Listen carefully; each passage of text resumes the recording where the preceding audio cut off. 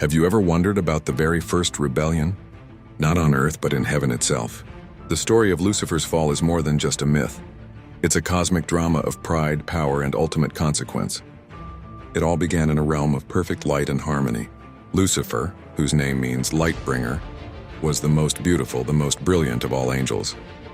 He was a star, a beacon of God's creation. But a shadow began to grow in his heart, a seed of pride. He looked at his own reflection, his power, his charisma, and thought, "Why should I serve? Why not rule?" This single thought became a whisper, a seductive promise he shared with other angels. He painted a picture of a new order, a universe where they, the powerful, would be in charge, not bound by any higher will. "We are as gods," he declared. And incredibly, a third of the heavenly host, swayed by his charm and his logic, chose to follow him. They chose rebellion. What followed was a war that shook the foundations of heaven. Imagine it. Not a battle of steel and stone, but of light and will, of celestial beings clashing in the skies. Michael, the archangel, loyal and fierce, rose to lead the armies of heaven. The air crackled with cosmic energy as brother fought against brother in an epic, heart-wrenching conflict. Swords of flame met shields of pure light. The heavens thundered with the cries of war. But rebellion against omnipotence has only one end. Despite their fury and their numbers, Lucifer and his followers were overwhelmed. They were defeated, but they weren't destroyed. Instead, they were cast out. Picture a cascade of falling stars, once bright and glorious, now streaking downward, banished from the light forever.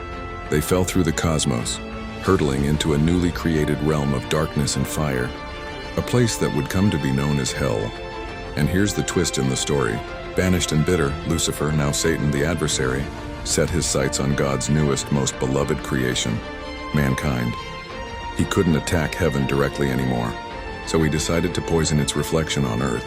He whispers the same temptations to us that he whispered to the angels: pride, rebellion, the desire to be our own gods. Every struggle against our darker nature, every battle with temptation is a small echo of that first great war. He torments us not with pitchforks, but with doubt, with fear, with division. But the story doesn't end in darkness. Just as light overcame darkness in heaven, the narrative promises an ultimate triumph of good over evil. It's a fundamental theme woven into the fabric of our world. That love is stronger than hate, that forgiveness is more powerful than revenge, and that light will eventually always pierce the darkness. That first rebellion set the stage for the ultimate redemption, a final epic victory that is still unfolding to this very day.